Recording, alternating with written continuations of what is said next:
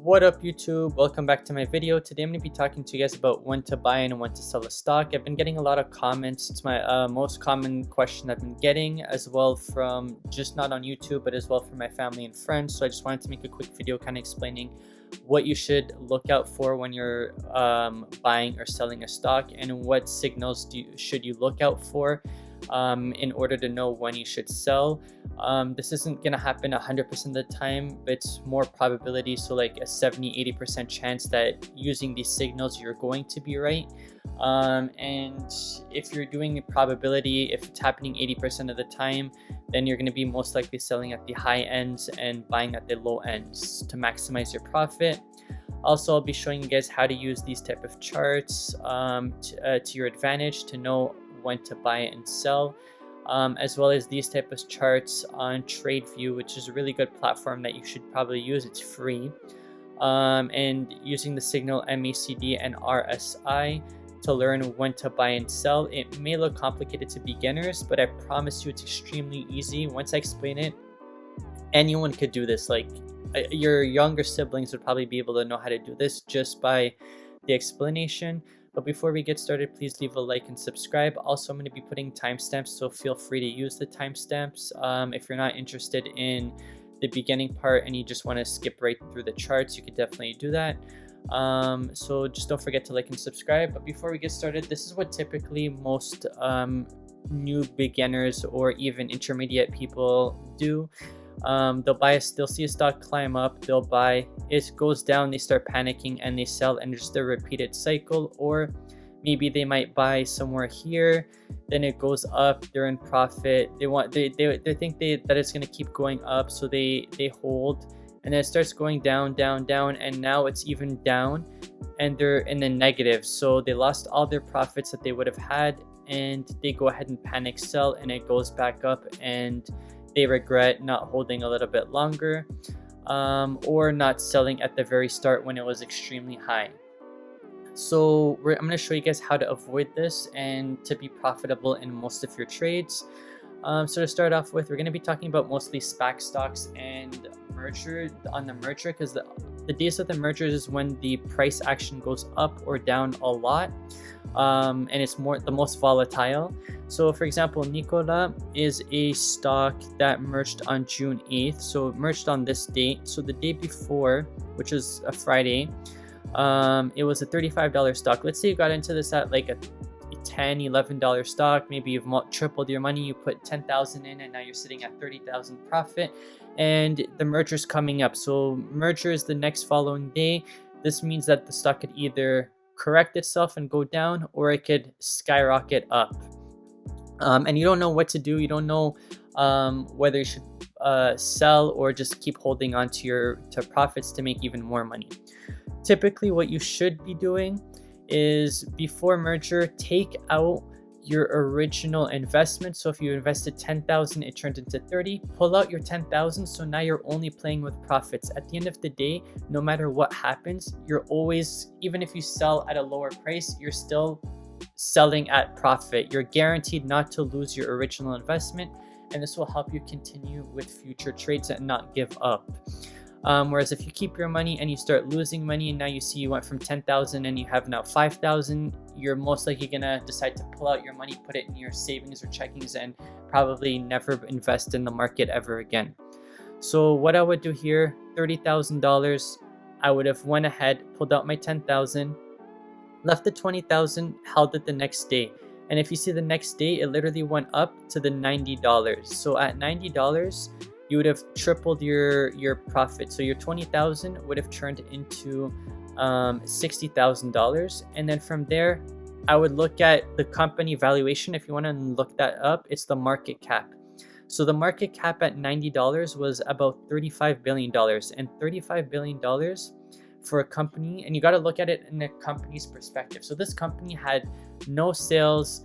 They only had a concept. They had trucks that they wanted to release in a future date, but they had really nothing to show for as of today. So for a company like that, $35 billion is way too overpriced. So at that moment, I would have just sold. Or if you thought about it, and you wanted to hold a little and you saw a pullback, I would have probably just sold. Anytime you see a big jump in a price in such a short period of time, it's always, or I shouldn't say always, but it's almost always due for a pullback. So as you can see here, it pulls back and then it pulled back even more and just kept pulling back. And then they got caught for fraud allegations and that shit just went downhill from there. But besides that, regardless, as you can see, there was a huge pullback before the allegations and 63% of your money would have been down the drain. So anytime you see a big jump, probably time to sell. Another example we could give is DraftKings. DraftKings had their merger on April 24th, I believe. Yeah, the 24th. So Friday. As you can see, the stock didn't move too much. So from $10 Spaq stock, and then it hit $19. It had a natural up down, nothing too major at the beginning. So what I would have maybe done is, you could definitely hold, look at the company, look at the valuation for a company that makes, like DraftKings, that makes pretty good money in terms of revenue. It's still pretty underpriced, so if you held on to it, it wouldn't be that much of a big deal. But if you wanted to play it safe, take out your original investment. So if you put 10,000 in, take out the 10,000, you would have had about 9,000 left. Play with that in terms of profits. So as you can see, it starts going up, goes up and down only by a little bit, and then right here on the 22nd of May, it literally shot up from Friday. It shot up within a week about 50%. So it went up quite a bit in such a short period of time. So whenever you see that, it's generally, like I said, it's due for a pullback, and as you can see, it ended up pulling back about 23-24%. So whenever you see that big jump, maybe it's time to sell after the pullback. If you still like the company, definitely could get back in once you see the pullback starts reversing. And as you can see right here, 29, next Tuesday it starts reversing, or it kept going up again. And then you could buy back for the future if you really like the company and you would have doubled your money over time. So this is one example of DraftKings. I'm going to show you another company that was way too undervalued. So there's XL Fleet. This was a $10 stock. It gone up, and right here it was on Jim Cramer, and Jim Cramer literally said that the merger was happening and that this company is extremely undervalued, under $20. So if you're buying under $20, it's perfect. Go ahead and ride the wave. At $20, he said to not chase the stock. So what happened was it merged and shot up a little bit over $20. On that day, it shot up a little bit over $20 and people started selling. And what happened was, because they assumed that when Jim Cramer said don't buy over $20, that's the sell point, but that wasn't really the case. And because it shot up to $20, everyone started selling. It pulled back to 17, and they got a deal with Ford, and it skyrocketed. So let's say you sold your original investment at $20. It pulled back. You could leave your profits in there because it's only a small pullback, nothing too major. And then when you see that huge jump in such a short period of time, so Tuesday to Wednesday, it jumped literally double the price. Go ahead and sell that. So if you go ahead and sell it, you'll see a major pullback coming, and you could go ahead and buy it back if you really like the company.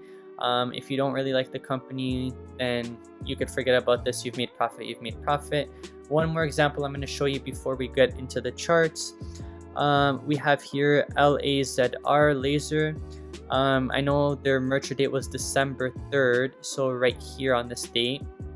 So as you can see, it was a $10 stock. It went up pretty quick. It had a little dip before the merger, which is something a little healthy. It's gone up quite a bit. I believe the company was still undervalued at the time for what the company was doing. So you got to always make sure you look into their profits, their revenue, the management team, what they're doing, etc. So let's say even if you sold your profits at that big jump right here, congratulations, the merger is still happening, so you could have kept some of your profits. And then once you see that big jump, you go ahead and sell. There's a huge jump in such a short period of time, so this is time to sell. If you want to hold it on a little bit just in case it keeps going up, but you see the next day hit $36, don't get too greedy. It went from 41 to 36. Don't get too greedy. You've more than tripled your money. Go ahead and sell. And you could see it pulled back and then it started reversing. So at that reversal, if you want to get in again, you definitely could buy back again. When you see a big jump 50% in such a short period of time, go ahead and sell and secure your profits. If you like the company, like I mentioned, you could always buy it back again at a later time so you could gain even more profits. If not, you could go ahead and move on to the next stock. And I'll show you an example of a company that is natural and that you know that the stock is going to keep going up in value. So you can see here the stock went up. It took a big jump in, well, it was like a few dollar jump. It's not a huge jump, but it's only 13%. Nothing huge, but it's scheduled for a pullback. Goes up, pulls back, up, pull back, and it keeps going up and down, up and down. Typically with these companies, if you want, you'll see a stock go like up, down, up, down, up, down, up, down, up, down, and it'll continuously at the end of the day still be higher than the high end. Whenever you see those type of companies, that's a good sign, and it's a healthy pullback. So you're not having a huge jump in one day and then the next day it pulls down back again. So if you see that continuation of up and down pattern, then that's a good and healthy stock, and maybe you want to keep it a little bit longer. So now we're going to get into the charts so I could show you guys how to read the charts to use it to your advantage. So if you want to go on Market Watch, all you have to do is put here on the search up your stock. It'll pull this up automatically. You don't have to add anything or do anything. What you'll see is here, the blue line, you'll see the stock price. The black line is the 50-day moving average. So it's the average price of the last 50 days. And then right here is the volume. So all these black lines is the volume. And here is the signal. So there's a red and a blue signal. Whenever you see the blue on top of the red, it's a buy. So it's a buy signal. So you see the space, it goes up. And as you can see, the price is going up. Once you see the red goes on top of the blue, that's a sell signal. So that tells you here that it's time to sell because it's going to be reversing. And then it goes down. And then right here, you see the blue reversing back up to the red. That's another buy signal, and it goes up. And as you can see again here, you have the red going on top of the blue. So that's a sell signal. So you could go ahead and sell. And as you can see, it literally crashed. And the blue kept staying under the red. And as you can see here, once the stock dips below that 50-day moving average, so the blue line dips below the black line, that's a really hard sell signal. So you can see it literally dropped big. So from the original sell signal, it was about $14 and the stock went all the way down to about $8-9. So that's how you could really use these charts to your advantage. They're not always 100% accurate, but it could be about a 60% chance of being accurate. Even if you're right 60-70% of the time, the few times that you are wrong is going to offset it with the amount of gains that you're going to be getting from the 6 or 7 times you are right. What I like about Tradeview is it has right here on the MACDs, it has these, and it's kind of color coded because you want to use these to your advantage. It's another buy or sell signal, because sometimes when the blue crosses the red or the red crosses the blue, you might think it's a buy or a sell signal, but it's actually going to fake you out. Where if you have these colors right here, it'll give you a more stronger approach whether it's time to buy or sell.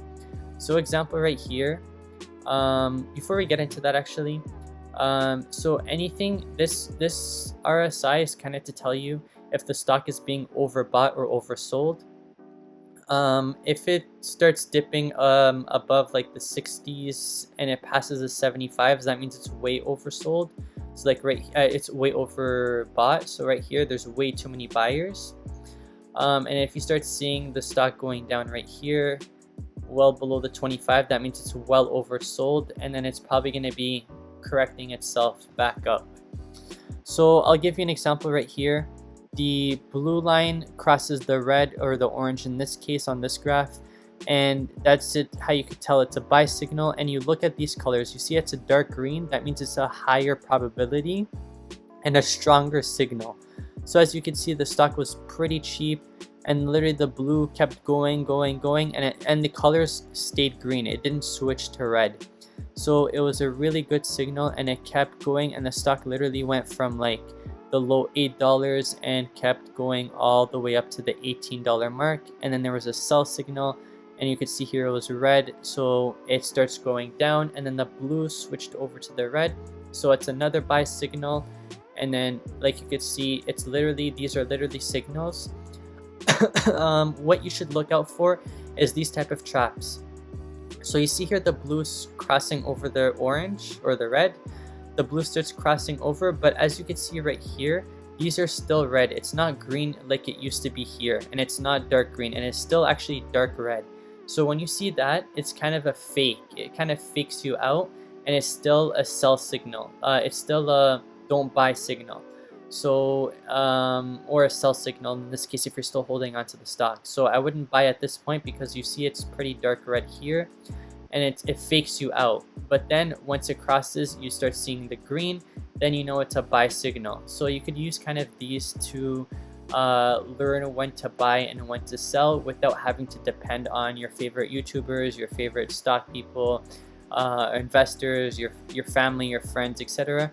This is what you should be using in order to signal yourself when to buy and when to sell. And you can do this for almost every stock in the short term. But one quick thing, these are pretty accurate, maybe about 70 to 80% of the time, but the only factor that you can't really use these technical analysis on is in terms of news. If there's a bad news of the company, no matter what signal you get, the news will always correct or boost up the stock, and you could forget about all this. So as long as there's no news and everything stays stable, this will work. That's why I said it will work about 60 to 80% of the time, just depending on how strong the signals are.